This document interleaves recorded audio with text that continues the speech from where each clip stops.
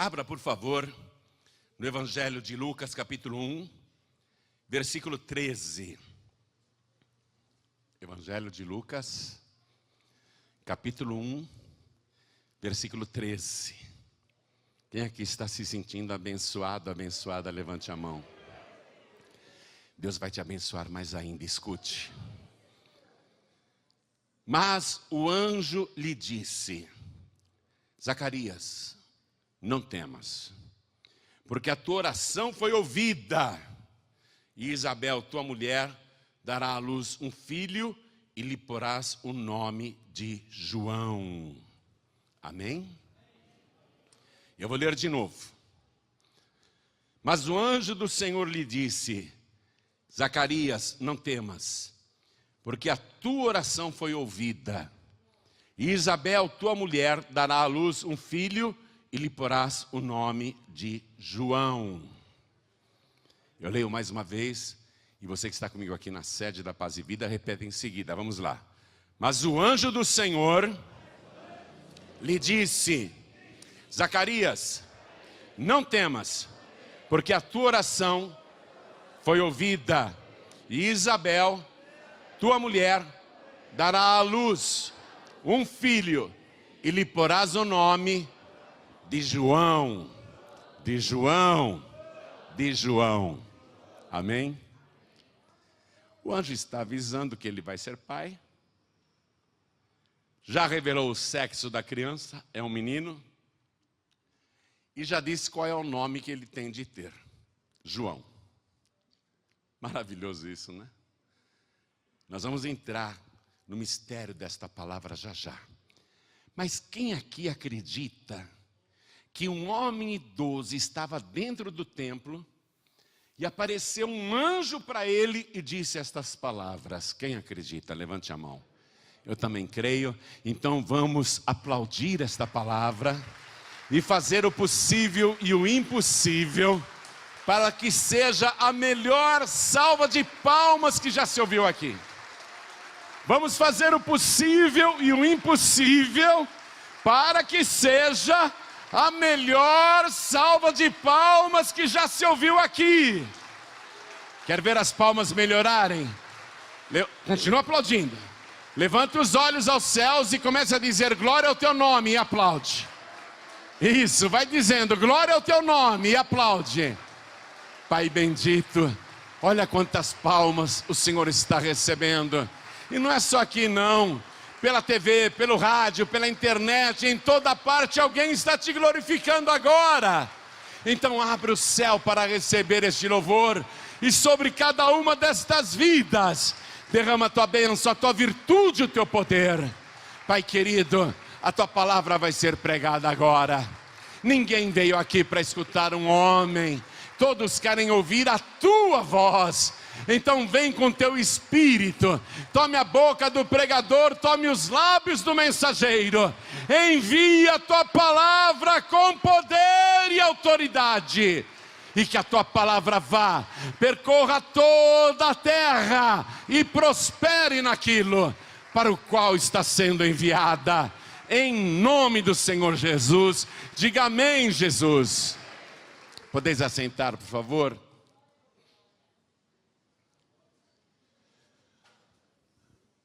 Cerca de uns 80 anos antes de Cristo.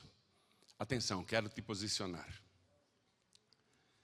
Aproximadamente 80 anos antes da era cristã, antes da era atual, havia um casal muito temente a Deus. E eles tinham um histórico espiritual muito elevado. Por exemplo, a esposa era descendente da linhagem de Arão. E você sabe que Arão era irmão de Moisés e foi o primeiro sacerdote de Deus neste planeta. Aquela mulher descendia de Arão, que tinha vivido 1400 anos antes dela. Então ela tinha uma linhagem espiritual muito poderosa. E ela era temente a Deus, mulher de oração. E o marido dela, igualmente, veio, inclusive, a se tornar um dos sacerdotes em Israel. A palavra diz que eles eram irrepreensíveis em tudo. Não podia se achar neles qualquer mancha. O casal era irrepreensível. Mas pesava contra aquele casal uma maldição da palavra de Deus. Que a palavra de Deus dizia que se a pessoa não fosse obediente e temente, ela seria estéril. E naquela época, toda mulher que não conseguia gerar filhos era considerada amaldiçoada e castigada por Deus. Deveria haver algum pecado secreto. E por isso, Deus, que vê todas as coisas, não permitiu que aquela mulher gerasse filhos. E a esposa daquele sacerdote que eu estou te falando, na juventude, na sua vida de casada, no auge do vigor, ela e o marido tentaram por muitas e muitas vezes a gravidez. Mas todo mês vinha aquele ciclo da mulher. Porque a mulher é o seguinte, ela produz o óvulo. Se esse óvulo não for fecundado naqueles 28 dias, naquele mês, ele é descartado. Desce a menstruação da mulher. Aquele sangue que a mulher praticamente todo mês, sai dela, aquele sangue, tem um óvulo que não foi utilizado, ele é descartado. Aí a mulher, no mês seguinte, vai produzir outro óvulo, e se ele não for fecundado, novamente virá o ciclo menstrual, descerá a menstruação e aquele óvulo não aproveitado será descartado. Então, todo mês vinha o ciclo daquela mulher. Mas eles tentavam para o mês seguinte. E não dava certo. E como eles eram tementes a Deus, oravam o tempo todo. Isso desde a vida de casado no seu início. Desde o início do casamento eles oravam: ó Deus, abençoe para que eu tenha um filho e minha mulher gere um filho. Abençoe o ventre da minha mulher para que ela gere um filho. E a mulher também orava: ó Deus, abençoe meu ventre. Tira a esterilidade, eu quero ser mãe. E orava, mas todo mês a decepção. Todo mês vem o ciclo. Os cientistas hoje afirmam que toda mulher já nasce com uma quantidade certa de óvulos que produzirá na sua vida fértil. E que uma mulher, hoje em dia, aos 51 anos, ela deixa de produzir os óvulos. É quando ela entra na menopausa. Ela não vai mais menstruar. Ela não vai ter mais óvulos para descartar. É como se o ventre secasse. E essa mulher atingiu a idade da menopausa. Anos e anos, ó Deus, ouve a nossa oração. Ah, Senhor dos milagres, dá-nos um filho. E não tinha filhos, nenhum sequer. Aquilo para a mulher era uma vergonha, para ela especialmente, porque todo mundo cochichava, ela deve ter algum pecado secreto. Ela não deve ser tão santa assim para ter essa maldição. Ainda mais que ela é esposa de um sacerdote. Como que ela é estéril? Ela tinha uma vergonha. Ela mesma diz que isto era um opróbrio. Muita gente traduz por vergonha, só que o opróbrio é mais do que isso. O opróbrio é uma vergonha pública. Era grande a vergonha pública daquela mulher que era esposa do sacerdote e não engravidava. E agora ela já está velha. E não engravidou nunca. Porém, eles continuam orando. há precedente na palavra de Deus, onde Sara, já velha, se tornou mãe aos 90 anos de idade. Abraão foi pai aos 100 anos de idade. A Sara, que gerou, né, o Isaac na velhice, ela também não tinha o ciclo menstrual, ela não produzia mais óvulos. O nascimento de Isaac foi um milagre. O útero da Sara era seco. Então, a mulher desse sacerdote, que viveu cerca de 80 anos antes de Cristo, ela acredita em milagres. Ela acredita que ela ainda pode gerar um filho. Ela não perdeu a fé. E ela ora o tempo todo, e o marido dela também. O marido dela era o sacerdote Zacarias, e ele acreditava em milagres. O Abraão foi pai aos 100 anos. Eu ainda não tenho 100 anos. Eu posso ser pai ainda. Ó Deus, ouve a minha oração. Ouve a minha oração, me dá um filho. Faz a minha mulher gerar um filho. Como o Senhor fez com a Sara. E ele orava direto. E nada acontecia. E esse sacerdote chamado Zacarias, ele fazia parte de uma turma de sacerdotes. E como tinha muito serviço no templo de Jerusalém, era um privilégio entrar no santuário para fazer qualquer atividade, ainda que fosse só para chacoalhar o incenso. Então, para que alguém pudesse entrar lá, sem ser um favorecimento pessoal, eles lançavam sortes entre todos os sacerdotes para ver quem é que ia entrar no templo para lançar o incenso diante de Deus. E caiu justamente sobre esse sacerdote Zacarias. E o sacerdote entrava no templo amarrado com uma corda que ficava até o lado de fora. Porque se o sacerdote entrasse na parte santa, no Santo dos Santos, e tivesse um pecado, ele morreria fulminado pela santidade do Senhor. Ele tinha sininhos que devia chacoalhar o tempo todo, fazendo barulhos para o povo lá fora entender que ele estava vivo. E se o sininho ou os sininhos parassem de tocar, é porque o sacerdote tinha morrido. Aí eles puxavam pela corda para tirar o cadáver de lá de dentro, porque ninguém entraria no Santo dos Santos para morrer fulminado também pela santidade de Deus. Então, esse sacerdote Zacarias teve o privilégio de ser o escolhido naquela turma para entrar no Santo dos Santos e balançar o incenso diante da arca do Senhor. Na época não havia mais arca, mas ele estava dentro do Santo dos Santos, onde deveria ter a arca. E ele está lá, movendo o incenso. O Zacarias já está velho, muito velho, muito velho. E aí, de repente, aparece um anjo no Santo dos Santos, do lado direito do altar. Zacarias ficou trêmulo. O anjo disse: não temas, Zacarias. Eu fui enviado diante de Deus para te dar uma nova de grande alegria para você.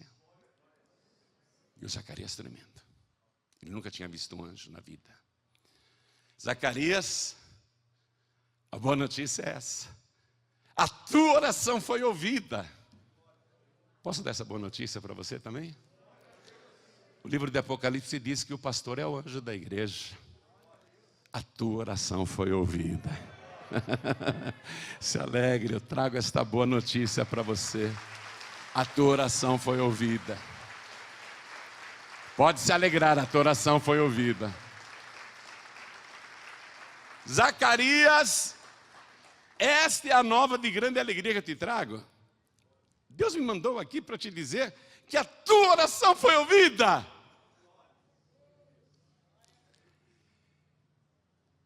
Isabel, tua mulher, vai ter o filho que você tanto deseja. E você vai colocar o nome nele de João. Anota esse nome, viu? Em hebraico é Yohanan.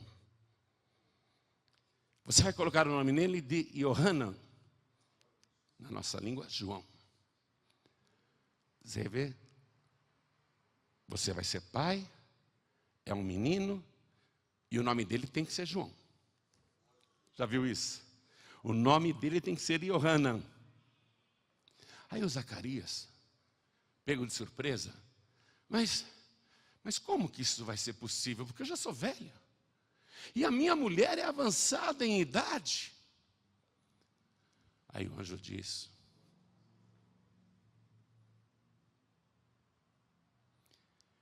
eu sou Gabriel. Eu sou o anjo que serve diante de Deus. Eu assisto diante de Deus. E fui enviado para te dar esta boa notícia. Mas como você não creu nas minhas palavras, você vai ficar mudo. Não vai mais poder falar. Até que todas estas coisas se cumpram. E o anjo foi embora. Era o Gabriel. Desapareceu. O povo lá fora ficou pensando: nós não estamos mais ouvindo os sininhos. E ele está demorando muito lá dentro. Alguma coisa aconteceu. Não é possível. Algo aconteceu. Vamos esperar mais um pouco. Mas ele está demorando demais. Aí o Zacarias aparece, mais branco do que essa minha camisa aqui. Ó. O Belinho estava branco, pálido. Parecia uma vela, tadinho. E ele tremia. O que aconteceu, Zacarias? E ele...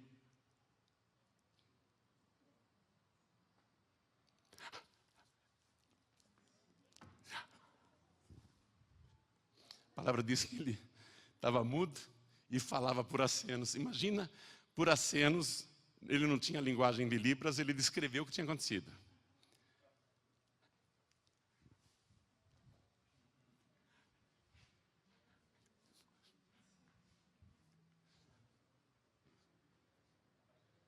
Ele não conseguia explicar para ninguém. Coitado do Zacarias. E sabe o que diz a palavra aqui? A palavra diz assim. Vou ler para você a partir do versículo 22. Estou em Lucas capítulo 1, versículo 22. E saindo ele, não lhes podia falar. E entenderam que tivera alguma visão no templo. E falava por acenos e ficou mudo. Ficou mudo. E sucedeu que, terminados os dias de seu ministério, voltou para sua casa. Terminados os dias do seu ministério, voltou para sua casa. Eu não sei quantos dias ele ainda ficou em Jerusalém e a esposa dele lá nas montanhas da Judéia. Mas ele volta para casa, mudo. A mulher: o que será que aconteceu com meu marido? Nos dias de hoje alguém diria: teve um derrame, né? Não consegue falar. O que aconteceu, homem? O que aconteceu? Explica.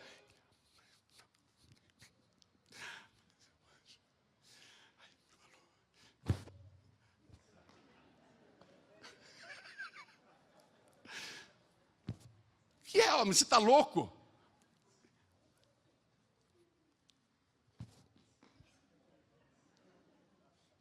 Coitado do meu marido, enlouqueceu. Está velho demais. Vamos ler? Vou ler o versículo 24. E depois daqueles dias, Isabel, sua mulher, concebeu. Velha, concebeu.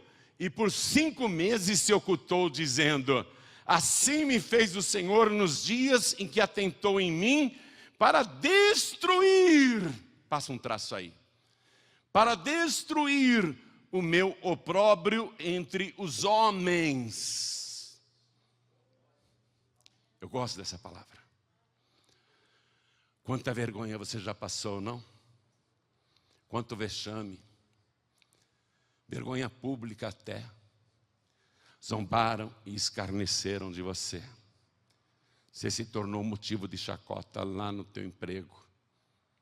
Você se tornou motivo de chacota lá na tua escola. Você se tornou motivo de chacota no meio da tua família. A tua vergonha se tornou pública. Você se tornou um opróbrio entre a tua parentela. Você se tornou um opróbrio entre todos os que te conhecem, por causa da tua fé. Você passou a viver esta vergonha por causa da tua fé. Você ficava até escondido na sua, paralisado, paralisada, com medo, por causa de tanta vergonha, de tanta zombaria, de tanta humilhação. Mas Deus ouviu a tua oração. E no lugar desta vergonha haverá uma dupla honra para você. Quero que você tome posse desta palavra. Haverá muita honra na tua vida. Todos que te zombaram, todos que escarneceram, vão ter que reconhecer que Deus está contigo. Que você não é uma pessoa qualquer. Que realmente você é uma pessoa privilegiada. Que o Espírito de Deus está sobre a tua vida. Eu estou aqui anunciando, feito anjo da igreja, esta palavra. Os teus dias de vergonha terminaram. Não precisa mais se esconder de ninguém. Levante a tua cabeça e desfile no meio dos teus adversários. Passe diante dos teus inimigos de cabeça erguida, porque eles vão ter que reconhecer que você é escolhido, escolhida de Deus, e que o Espírito do Senhor, o Espírito de Deus, está sobre a tua vida. Teus adversários reconhecerão isso. Essa vergonha acabou hoje. Quando o filho dessa idosa, que não tinha mais o ciclo menstrual, quando o filho dessa idosa nasceu, todo mundo ficou se perguntando: quem será esse menino, hein? Quem será? Eu vou dizer uma coisa aqui para você que é muito séria. Toda vez que uma mulher é estéril, aqui na palavra, ou pensa que é estéril, ou demora muito para gerar, e clamou muito a Deus, ou mesmo sendo estéril de verdade, ela ou o homem, não somente ela, mas o homem também, toda vez que acontece uma gestação milagrosa, a criança que está sendo gerada não será uma pessoa comum. Está na palavra de Deus isso. Todos os casos confirmam isso. Todas as mulheres estéreis da Bíblia, quando geraram um filho, sempre foi um grande profeta. Sempre foi um grande homem de Deus, sempre foi uma grande personalidade. As pessoas se perguntavam: como é que pode uma mulher idosa, um marido velho, amamentar um bebezinho? Como que é possível? Isso só pode ser um milagre. E quem será essa criança?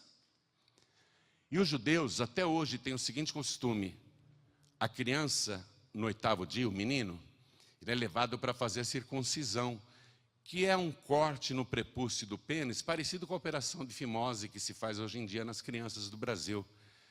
É uma marca que está naquele povo. É a circuncisão. Então, no 8º dia, eles pegaram aquele bebezinho para circuncidar.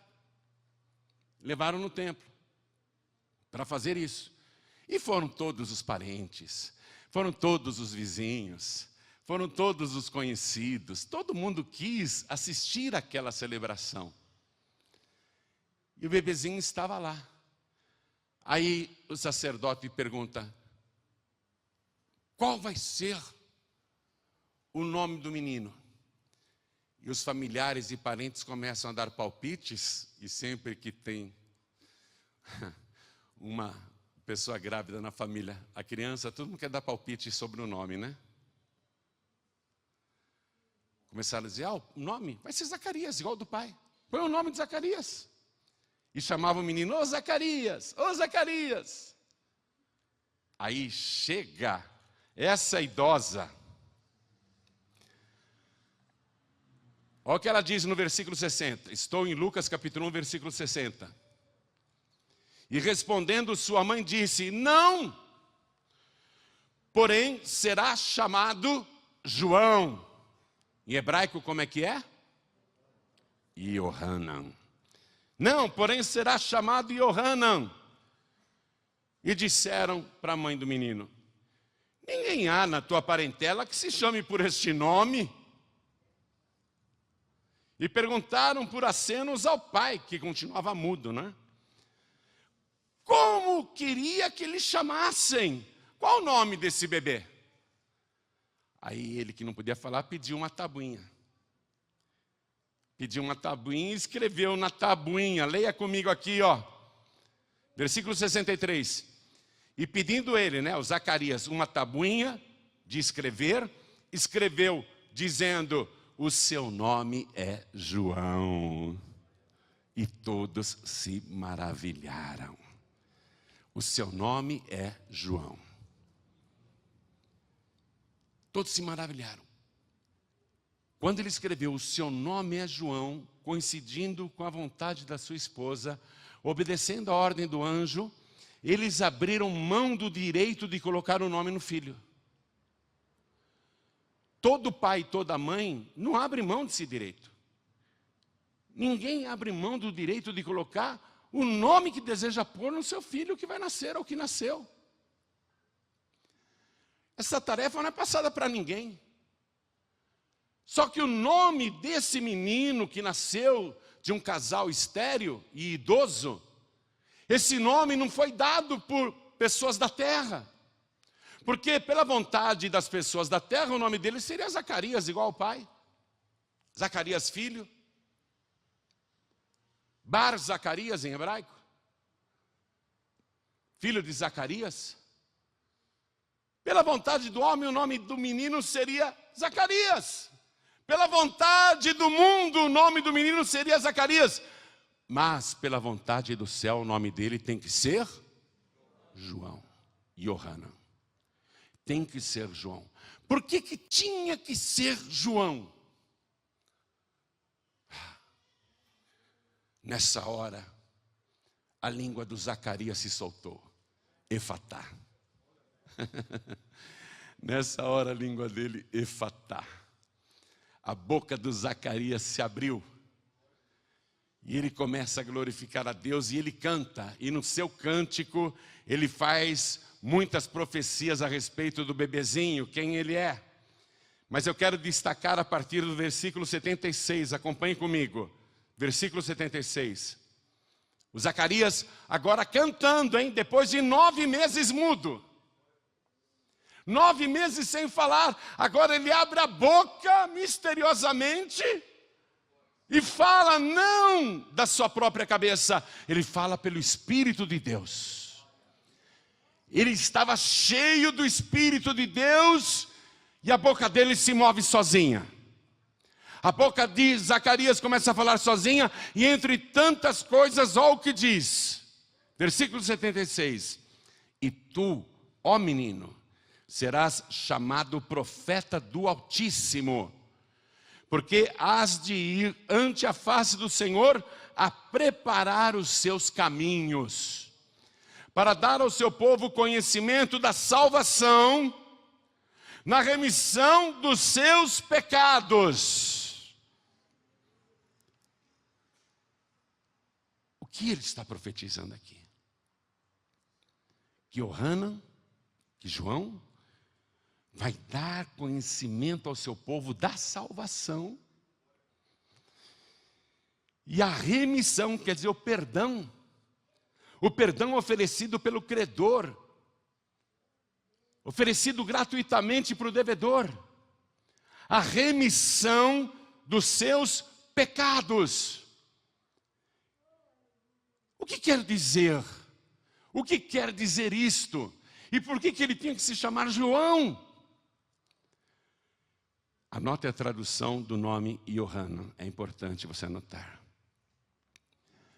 Yohanan quer dizer Deus fez graça ou graça de Deus. Anote isso. Deus fez graça ou ofereceu a graça, nesse sentido. Ou graça divina, ou graça de Deus. É isso que quer dizer Yohanan, graça. Quem é esse menino?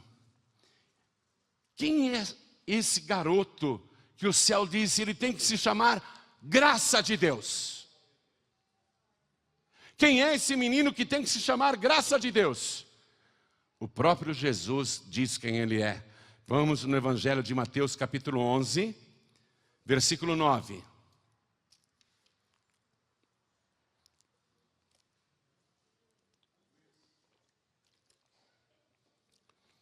Jesus está pregando e falando de João Batista.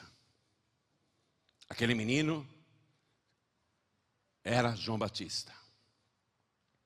Jesus está falando daquele menino que nasceu 6 meses antes de Jesus. Ele era 6 meses mais velho que Jesus. A sua mãe chamava-se Isabel e era prima da Virgem Maria.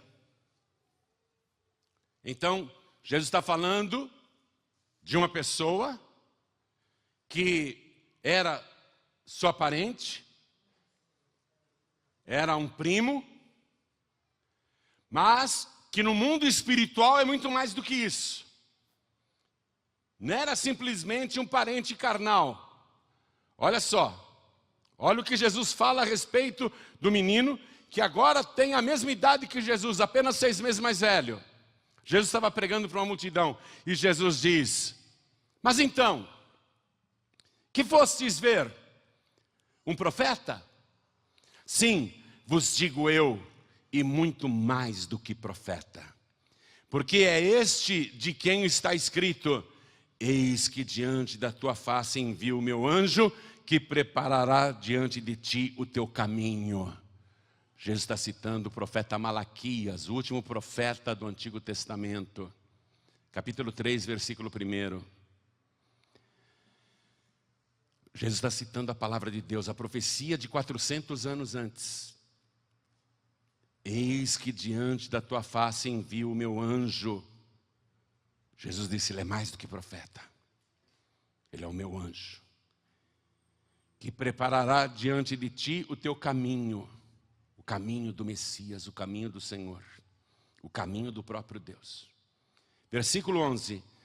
Em verdade vos digo, Jesus falando, que entre os que de mulher têm nascido, não apareceu alguém maior do que João Batista. Mas aquele que é o menor no reino dos céus é maior do que ele. E desde os dias de João Batista até agora, se faz violência ao reino dos céus e pela força se apoderam dele. Aí Jesus faz essa declaração que é altamente reveladora e explicativa. Versículo 13. Porque todos os profetas e a lei profetizaram até João. Profetizaram até João. O que Jesus está explicando? Que João é a divisa entre o Antigo Testamento, baseado na lei de Moisés, olho por olho, dente por dente, vida por vida, sangue por sangue, e o Novo Testamento, a graça.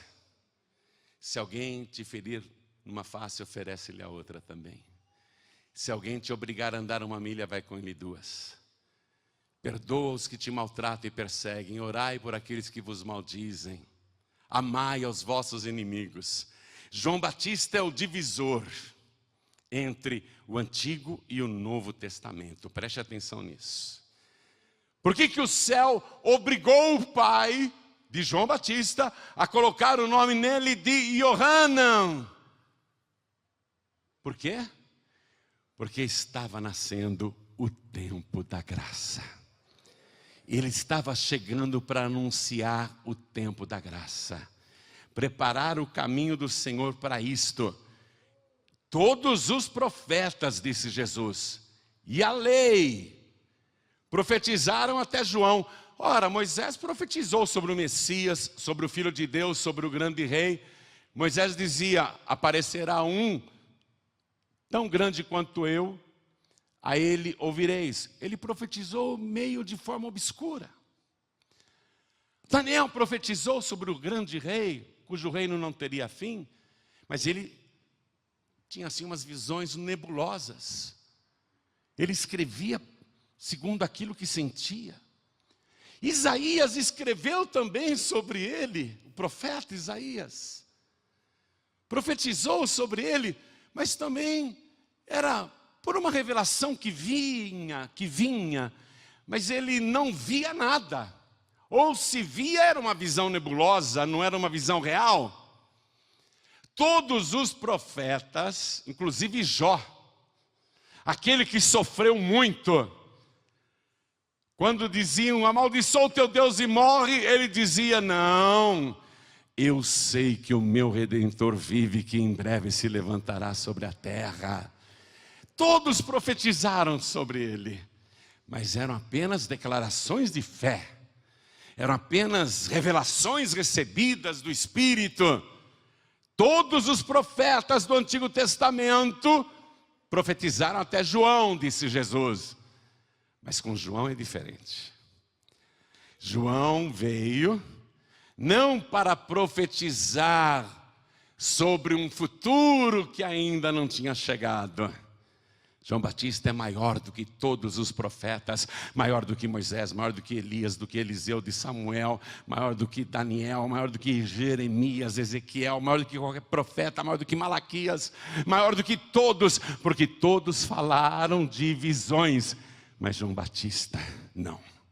João Batista pode apontar o seu dedo. João Batista pode apontar o seu dedo para Jesus e dizer, Ele é o Cordeiro de Deus que tira o pecado do mundo. Ele é o Salvador da humanidade. Todos os profetas escreveram sobre Jesus, mas não viram. João Batista pode dizer, olha, escuta o que João Batista pode dizer. Este é aquele, apontando para Jesus, de quem eu falei, que é muito maior do que eu. Porque antes de mim ele já existia. Eu, em verdade, vos batizo com água para arrependimento. Mas aquele que vem depois de mim, e que era antes de mim, porque antes de mim ele já existia, ele vos batizará com Espírito Santo e com fogo. Ele é tão grande que eu não sou digno de carregar as suas sandálias. E João Batista podia apontar para Jesus. Não era uma profecia de algo que aconteceria, quem sabe, um dia. Mas João Batista pode apontar para Jesus e dizer, é Ele, é Ele, é Ele o Cordeiro que tira o pecado do mundo. E é Ele que batiza com Espírito Santo e com fogo. Ele é o Rei dos Reis, Ele é o Senhor dos Senhores. Ele é o Alfa e o Ômega, o princípio e o fim. Ele já existia antes de mim. João Batista é o maior profeta, já nascido de mulher, porque ele veio na frente de Deus para anunciar a chegada do Senhor, para preparar para o Senhor um povo bem disposto, um povo especial. Por isso que ele batizava com água. Ele estava separando um povo para receber o grande rei. João Batista, ele veio com essa missão. Ele veio na frente de Deus. Moisés falou, ai Senhor, eu tenho que falar com o faraó, vai na minha frente. Daniel falou, Senhor, eu tenho que falar com Nabucodonosor, vai na minha frente. José falou, Senhor, eu vou falar com o faraó, vai na minha frente. Todos os profetas pediram: Senhor, vá na minha frente. João Batista não. Ele foi na frente do Senhor Todo-Poderoso. Foi preparar para o Senhor um povo bem disposto, um povo para recebê-lo. E o que João anunciava? O tempo da graça. O que quer dizer, Yohanan? Graça divina, graça de Deus. Deus é gracioso, Deus fez graça. João, ele simplesmente faz a divisa. Esqueçam o Velho Testamento. Serve como cultura, serve como ensinamento. É preciso conhecer o passado, é preciso conhecer o processo de Deus.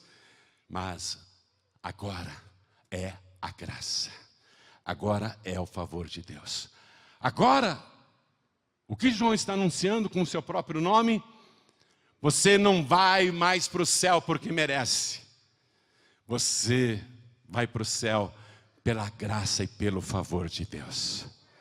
Você recebe a remissão dos seus pecados, o perdão dos seus pecados, não porque você merece, mas você recebe isso como favor de Deus.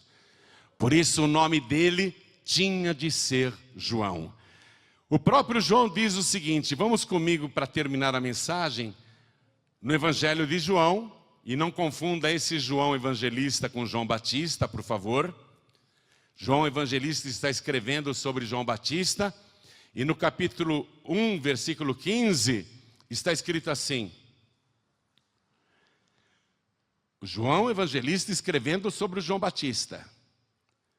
João testificou dele e clamou dizendo, este, apontando para Jesus, era aquele de quem eu dizia, o que vem depois de mim é antes de mim. Mas peraí, você não nasceu 6 meses antes dele? Você não é 6 meses mais velho que o teu primo Jesus? João Batista não era desse mundo, minha gente. Assim como Jesus, ele veio do céu também. Ele conhece Jesus de lá de cima. Então ele está dizendo e dando o seu testemunho, este era aquele de quem eu dizia, o que vem depois de mim é antes de mim, porque foi primeiro do que eu. E todos nós recebemos também da sua plenitude, com graça sobre graça, Yohanan sobre Yohanan. Você sempre achou que João Batista era aquele profeta duro que queria mandar todo mundo para o fogo do inferno. Mas não, João Batista até no próprio nome está anunciando a salvação pela graça. Graça sobre graça. E ó, versículo 17. Porque a lei foi dada por Moisés. Essa lei dura, implacável, que condena mesmo, que não perdoa o culpado. Porque a lei foi dada por Moisés. A graça e a verdade vieram por Jesus Cristo. Vamos aplaudir ao nome do Senhor. A graça e a verdade vieram por Jesus Cristo. João está anunciando o tempo da graça. Aí Jesus, preste atenção, um anuncia o tempo da graça, o João, por isso que o nome dele é Yohanan. João anuncia a chegada do reino dos céus. Ele prega, arrependei-vos, porque é chegado o reino dos céus. Ele prega o reino da graça. Mas quem implanta o reino da graça é o nosso Senhor Jesus. João Batista não fez o sacrifício para a salvação da humanidade, ainda que tenha sido decapitado e a sua voz silenciada, ainda que tenha tido a cabeça separada do corpo, ainda que tenha sido assassinado, um homem santo, o maior profeta já nascido de mulher, o maior profeta de todos os tempos, ainda que tenha morrido com esse grave sacrifício, João não morreu pelos nossos pecados. Eu não posso ser devoto do João Batista. Eu não posso fazer orações para o João Batista. Porque João Batista anunciou a graça. Mas quem faz o sacrifício para implantar a graça, para que a gente seja salvo pela graça, para que a gente vá para o céu sem merecer, Quem fez esse sacrifício foi o nosso Senhor e Salvador Jesus Cristo. Um anuncia a graça, o outro é o autor da graça. O menor anunciou a graça, o maior implantou a graça. Você está entendendo isso? O que eu sou? Eu sou um menorzinho. O que eu faço? O que o pastor Newton faz? O que os pastores da Paz e Vida fazem? A gente anuncia a graça. A gente só anuncia a graça. A gente diz o tempo todo: você pode ser salvo sem merecer. Você pode ter o perdão de todos os seus pecados e o seu passado apagado, sem que faça nada para merecer isso. Você pode ter o seu nome escrito no livro da vida e ser salvo, salva agora, sem ter feito nada para isso. Por quê? Porque isso é graça. A graça é um favor que a gente recebe sem merecer. Os teólogos assim definem graça. Graça é o favor imerecido. O que nós fazemos, eu, Neilton, pastores da Paz e Vida, o que João Batista fez? A gente anuncia a graça. Mas quem que te dá a graça? Quem que te salva de graça? Então vamos dar uma salva de palmas para Jesus. Ele te salva de graça. Você não precisa pagar missas, nem de 7º dia, nem de um mês, nem de um ano. Você não precisa se matar de fazer caridade para merecer a salvação. Você não precisa fazer absolutamente nada para ser salvo, salva. Porque Jesus fez tudo para que você receba a salvação de graça. Para mim e para você é de graça, mas para Ele custou um alto preço. Preço de sangue, preço de vida, sacrifício de vida, para implantar a graça.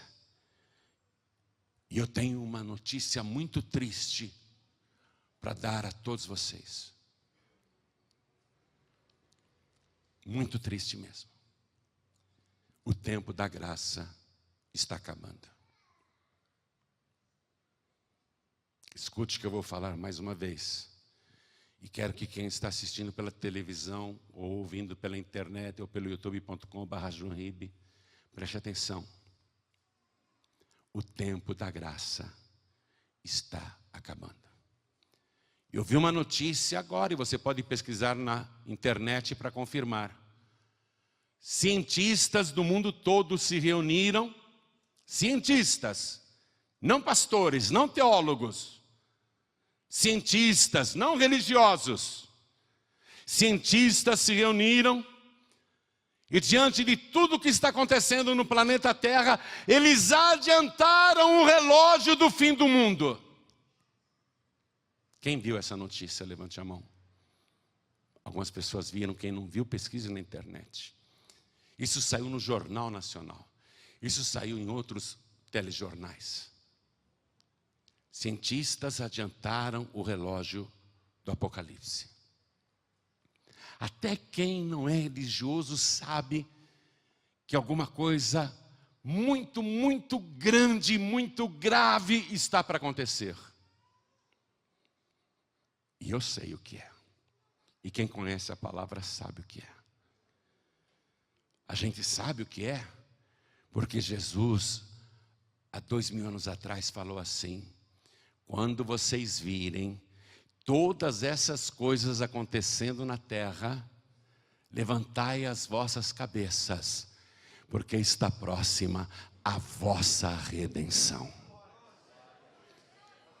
Quando começar o arrebatamento dos salvos, o tempo da graça vai terminar. E aí vai começar o tempo da grande tribulação. Hoje você é salvo, salva de graça, pelo sangue de Jesus. Mas depois que acabar o tempo da graça, quem ficar nesse mundo, na grande tribulação, e conhecer a palavra, mas nunca quis saber de Jesus? Se quiser ser salvo, terá que ser com seu próprio sangue. Porque a besta vai dizer: se ajoelhe e adore esta imagem. Não, eu me recuso. Será morto. Vai conquistar a salvação pelo próprio sangue. Ah, não, eu não quero morrer, não. Me ajoelho sim. Me ajoelho diante do ídolo. Me ajoelho diante da imagem. Tua vida foi poupada há alguns anos.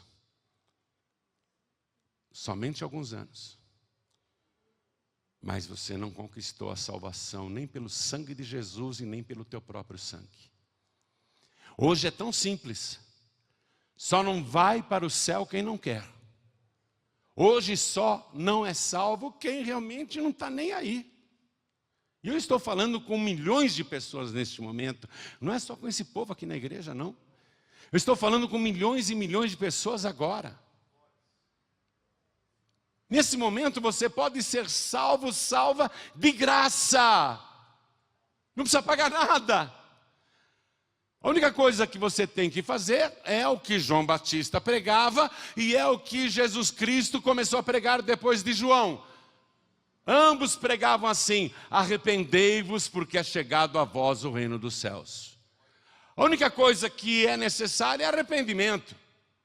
Somente arrependimento. E crer em Jesus Cristo como teu único, suficiente, exclusivo e eterno Salvador. Se você se arrepender e crer em Jesus, no sacrifício que Ele fez na cruz, então, pela graça, simples assim, totalmente de graça, o teu nome vai ser escrito no céu. Você vai ser salvo, salva. Aí só precisa cuidar, vigiar e orar para continuar salvo. Amém? Vamos ficar todos de pé. Vou repetir a péssima notícia. Cientistas adiantaram o relógio do fim do mundo. E nós sabemos que o tempo da graça está no fim. Essa é a hora dos retardatários entrarem na arca da salvação. Essa é a hora dos retardatários acordarem e dizerem: por favor, eu também quero. Por favor, eu recebo Jesus como meu único, suficiente, exclusivo e eterno Salvador. Eu me arrependo dos meus pecados. Senhor, escreve o meu nome no livro da vida, me salva. Essa é a hora dos retardatários. O relógio do fim do mundo foi adiantado não por teólogos, não por pastores, não por religiosos, mas por cientistas. A hora está chegando.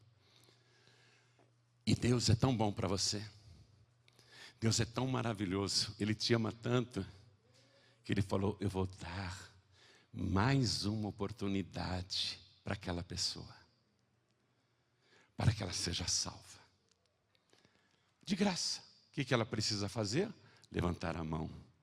Levantar a mão e dizer: eu quero receber Jesus agora como meu único, suficiente, exclusivo e eterno Salvador.